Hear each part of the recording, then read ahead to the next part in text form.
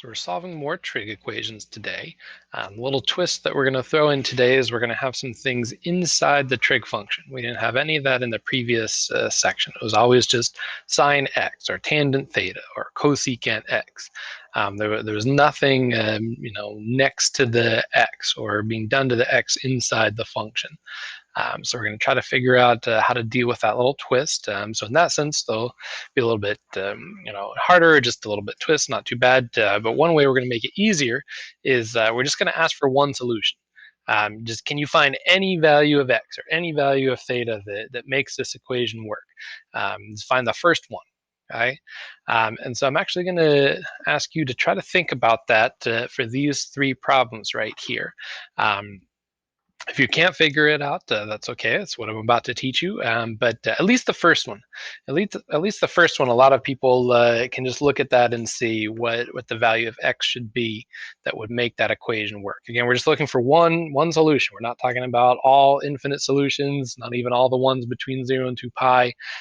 Just find me any value of x. If you can find any value of x, it's probably the smallest one. It's probably the first one. Just try to find any value of x that's going to make these equations work. At least try the first one and see how many of them you can get. Try to find any value of x that will make these equations work. See what you can do. How many can you come up with?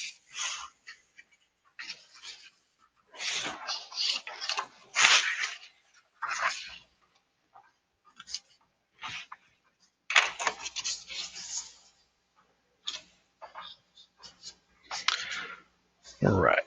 So here are the answers. And here is how you might have been able to think about it with just kind of maybe staring at it or without doing too much work. If you could just see these answers, that's great. So the first one, a lot of people can just kind of see, like, we know that sine of pi over 2 is 1. So that means we want this x to be pi. If that x is pi, then we'll be taking sine of pi over 2. If I plug in pi here, then I take sine of pi over 2, and sine of pi over 2 is 1. So that works. Okay? Kind of the idea is we're thinking about, well, if I could even use something like a u substitution here. I could say, well, sine of u is 1. Think about that, x over 2 is a u.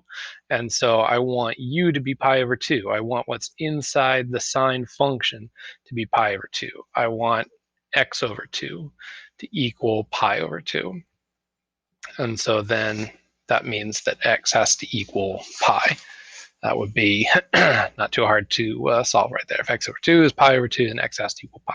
Okay, so we're thinking about, we know sine of what is 1? Well, sine of pi over 2 is 1. So what's behind the pen right here, which we could replace with u? What's behind the pen, or what u equals, has to be pi over 2. Well, what's behind the pen, what u would equal, is x over 2. So x over 2 has to be pi over 2. All right, so then similarly on this one, we could maybe just see it. We could say, okay, I know, just like before, I know sine of pi over 2 is 1. So I know that what's inside this fraction has to be pi over 2. So something divided by 4 has to give me pi over 2. We might just realize, well, 2/4 is the same thing as 1/2. So 2 pi over 4. If x is 2 pi, you're not actually going to take sine of 2 pi. You're going to take sine of 2 pi over 4. Well, 2 pi over 4 is pi over 2. Sine of pi over 2, that gives you 1. All right. Again, you could actually do some work for this here. You could say, all right, let's look at this as sine of u is 1, means u has to be pi over 2 again.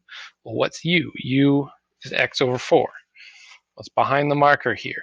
So what's behind the marker, sine of something is 1, means that something has to be pi over 2. So the something, or the u, would be x over 4.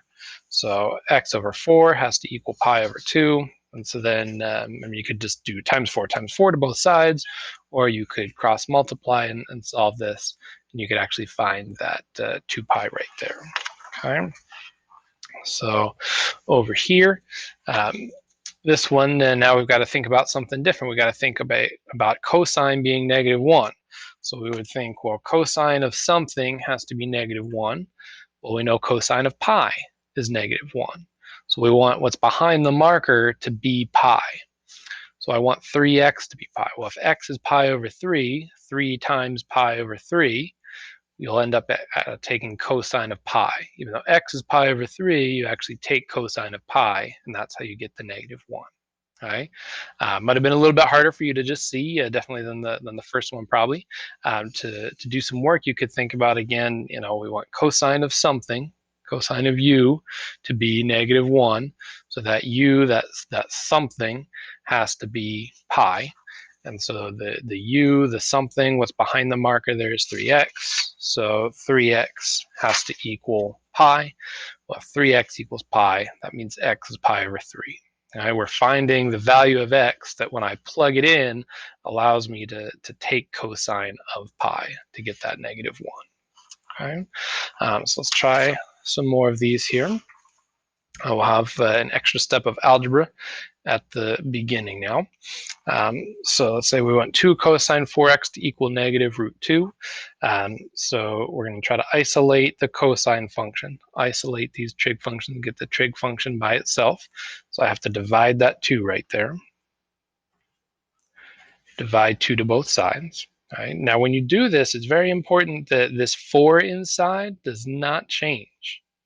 It's trapped inside the cosine function. You can't touch it. All right. You're just dividing this 2 that's on the outside. Things outside the function you can touch. Things outside the functions are fair game. Things inside functions, inputs of functions, you can't change when you do this kind of arithmetic like this. Right? So we're just going to have cosine for x equals negative root 2 over 2. Okay, and then from there, you might not need to show all this work, but if it's helpful for you, you can think, okay, if I want cosine of u to equal negative root 2 over 2, well, I know I want my u to equal some sort of pi over 4. So that's where the root 2 over 2's come from on the unit circles when we have pi over 4 angles. And then we would think about ASTC. Cosine's negative in the second and third quadrant. But remember here, the directions, we're just finding the smallest value, the first answer. Right? We weren't adding plus 2 pi n on these to find all the infinite solutions. We weren't looking in both quadrants to find the 2 different answers. We just want the first one, just the smallest one. So that's going to be second quadrant. Second quadrant is smaller angles than third quadrant. So that's less rotation to get to the second quadrant than it is the third quadrant. And so again, if you need a minute to think through that, but second quadrant, pi over 4 angle, that's 3 pi over 4. Okay, but we're not trying to solve for u here. We want to find x. So the u here, I replaced 4x with u, so 4x is u. So here this tells me I want 4x to equal 3 pi over 4. Right? And again, if you want to skip this part in red here, then you're just kind of thinking, okay, something, cosine of something has to be negative root 2 over 2. You're thinking, right, I want cosine to equal negative root 2 over 2. And so when does cosine equal negative root 2 over 2? That's 3 pi over 4. But that's not what x equals. That's what whatever's behind my marker has to equal. That's the 4x has to equal the 3 pi over 4. Then, of course, we have to solve for x from that point. Divide by 4, divide by 4. So we get x equals 3 pi over 4 divided by 4 over 1, which is 3 pi over 4 times 1 over 4, which is 3 pi over 16. And we can always check these. If x is 3 pi over 16, then when I plug this back in here, what I'll be finding cosine of 3 pi over 4. 4 times the 3 pi over 16 gives me the 3 pi over 4 that I wanted. I mean, that's how it works out. Okay. So on the fifth one here, again, we've got to do just a little bit of algebra first. So if you find it helpful, you could look at this as 2, and then this whole trig function would be like a variable. Maybe I'll just use w here because I'll probably u later, like we've been using it. This is like 2w minus 2 equals 0. This whole trig function is one chunk that you want to isolate. Right? So we're going to add the 2 and divide by the 2. So we'll have 2 tangent of 2x equals 2. And then we'll divide both sides by 2. But again, don't touch this 2 that's inside right here. That's inside a function. You can't touch it. All right? Only things outside are fair game. Things inside a function, can't touch it. So we've got tangent 2x equals 1. All right? You cannot do anything with that 2 right now. So we've got to think about, when does tangent equal 1? All right? Tangent of something equals 1. Well, again, tangent is y over x. So if I want y over x to equal 1, that means I want the y and the x to be the same. That's when we've got a pi over 4 angle. Okay, so and again, I'll do the u way in a minute for those that need to actually see that, but some of us might be able to start skipping that. So tangent of something is 1, so I'm thinking pi over 4. It's not x that equals pi over 4, it's what was behind my marker here. Tangent of my marker is 1, so my marker is pi over 4. Well, that's 2x equals pi over 4. And if you need to, do the u substitution.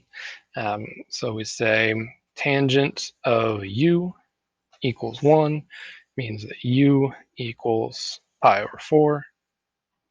And the u was standing in place there for the 2x. Okay, and then divide both sides by 2. You might start to see the pattern of how these complex fractions work. But until you're super comfortable with them, just go ahead and write it out all the time. Pi over 4 divided by 2 is dividing by 2 over 1, which is the same thing as multiplying by half, which gives us pi over 8. Because when I plug in the pi over 8 here, 2 times pi over 8 would give me pi over 4. And so when x is pi over 8, I actually take the tangent of pi over 4, and that's how I get 1. Why don't you go ahead and try number 6 there. See if you can figure out, again, just the first value of x. There's an infinite number of solutions here, right? I could find as many solutions as I want. There's lots more answers to this than just pi over 8. There's many, many more solutions, but just give me the first one. The first non-negative solution, the smallest solution that you can figure out. Go ahead and give number 6 a try.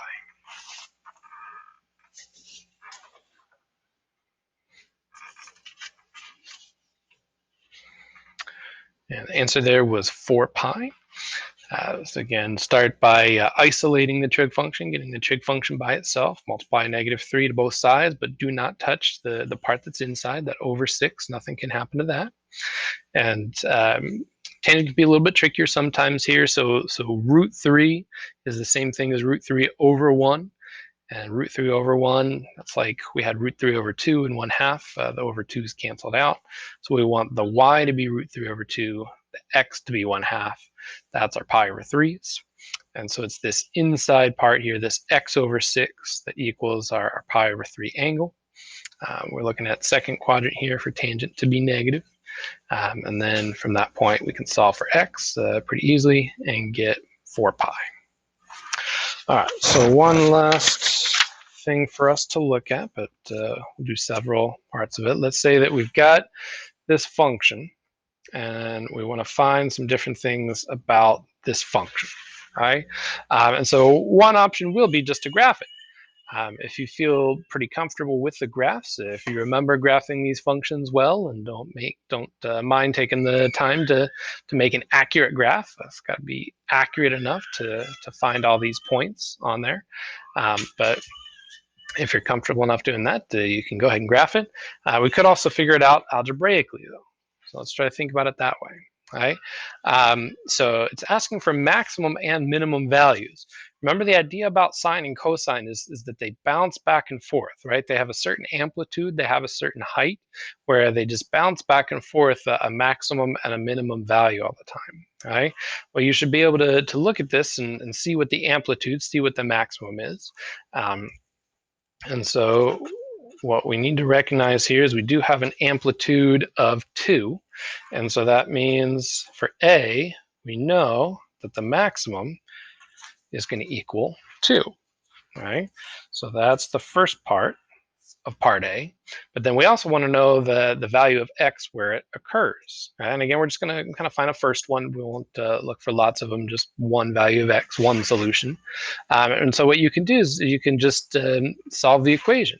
You're going to say, okay, this maximum of 2, that's a y value, right? When it bounces back and forth, it's going to be a y value of 2 here, a y value of -2 there that it bounces back and forth.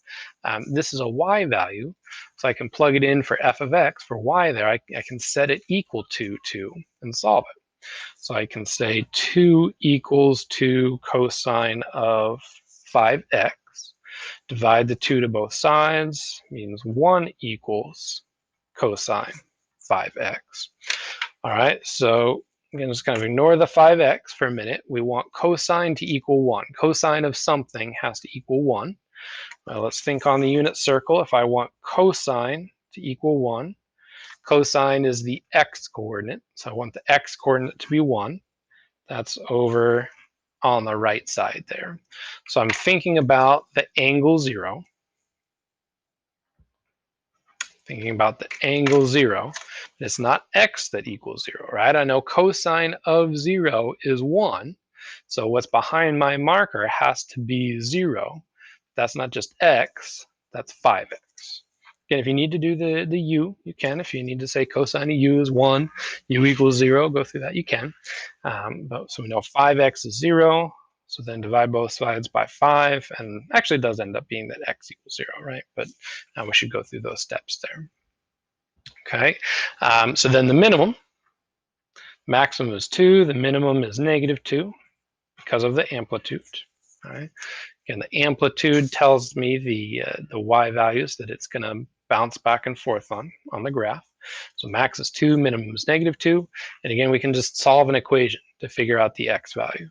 We can say -2 equals 2 cosine 5x. So then I can divide both sides by 2, get -1 is cosine of 5x. Again, we think about the unit circle. Okay. So I want cosine of something to be -1. So I think about when is cosine -1. So when is the x coordinate -1? If x is -1 on the unit circle, that's straight to the left. Well, an angle straight to the left, that's pi. So I'm thinking about the angle pi, but it's not x that's pi, right? I want to take the cosine of pi. I want what's behind my pen to be pi. Okay? Well, that's 5x. 5x has to be pi. Right? So if 5x equals pi, that means x equals pi over 5. All right, so we've got the maximum and the x where it occurs, the minimum and an x where it occurs. Again, this is just the first ones here. There'd be lots more. It's going to bounce back and forth a lot, right? So there's going to be lots of x values where it hits the maximum, and then lots of x values where it hits this minimum down here. I just found the first ones, the smallest x values that are not negative, that are greater than or equal to 0. Non-negative just means greater than or equal to 0, right? All right, so now how about the y-intercept? Well, y-intercept, of course, means that x equals 0. So I'm going to take 0, I'm going to plug it into this function. I'm going to find f of 0. So replace x with 0 here. I'll have 2 cosine of 5 times 0. So 2 cosine of 0. And so cosine of 0, I can look on my unit circle. Angle of 0 is straight to the right. That's the point 1 comma 0. So cosine is 1. So 2 times 1, so 2. And technically a y-intercept's a point, so I should write it as the point 0 comma 2.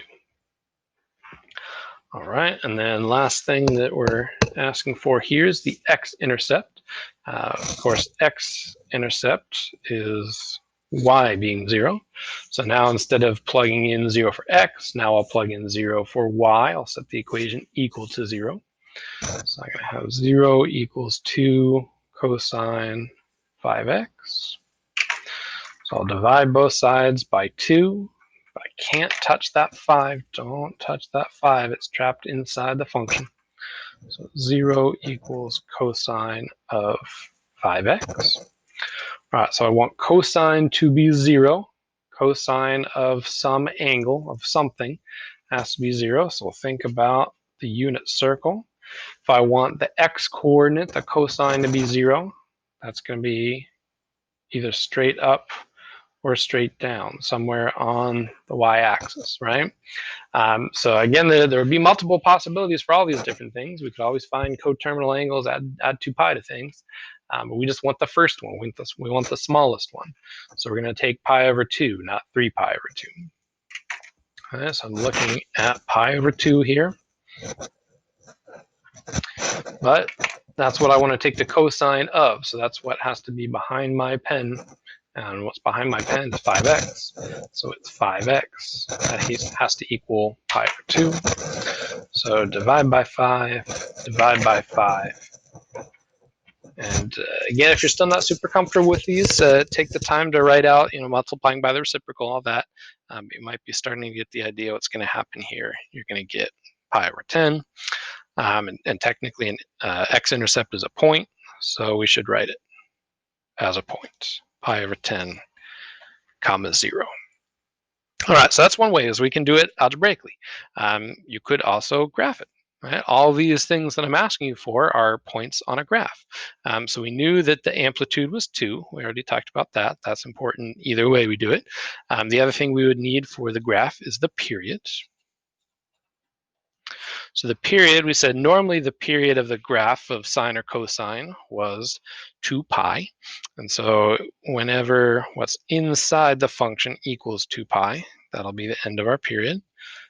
So for this one, it's going to be 2 pi over 5 is our period. All right, and we're going to have 4 points, right? Our starting point and then 4 more. So let's see, let me try to eyeball this here. This will be about halfway, and halfway to that. Okay, something like that. And then our amplitude was 2. So we're going to go up to 2 and then down to negative 2. All right, so over here is 2 pi over 5. And then this is the graph of cosine. Remember, cosine of 0 is 1, so cosine always started up at the top. Sine starts at the origin. Cosine starts up at the top. So I'm going to start up here, and then that's the top of the graph, so I have to go down, to go to the middle, and then to the bottom of the graph, then back to the middle, then back to the top of the graph. And that looks good. A period should always end where it started. And so my graph is going to look something like this. Okay. And so then to answer all these questions here, I would need to know what some of these different x values are. And so the way I often figure it out is I just say, okay, well, this middle one is halfway to the period. So if the full period is 2 pi over 5, half of 2 pi over 5 is just 1 pi over 5. So that means this first tick mark right here is going to have to be halfway to this. What's half of pi over 5? So I would need to figure out pi over 5 divided by 2. Again, if you need to, you can do the multiply by the reciprocal thing. Might be starting to get the idea, though. That'll be pi over 10. All right. So to figure out these other x values, you can just split this period in half and then split it in half again. Divide this by 2 and then divide that by 2. All right, and then you should have everything that you need here. The maximum value of the function and the first place that it occurs, that's right here. Here's our first maximum point. So that would be part A. And then the minimum and the first place it occurs, that would be right here. So there's part B. And then the y-intercept is this point again. And then the x-intercept, the first x-intercept would be right there. And so you could just read off the coordinates or the x or the y, whatever you needed from each of those points. Okay? So either way, whichever way you feel is the quickest, the easiest, the most accurate, the most efficient. You could do it both ways if you wanted to, but either algebraically or graphically, notice we get all the same answers here. Maximum of 2 when x was 0, minimum of -2 when x was pi over 5. We had this point 0, 2 here, and then we had this point pi over 10 comma 0 right there. All the same answers. Everything matches up because math works.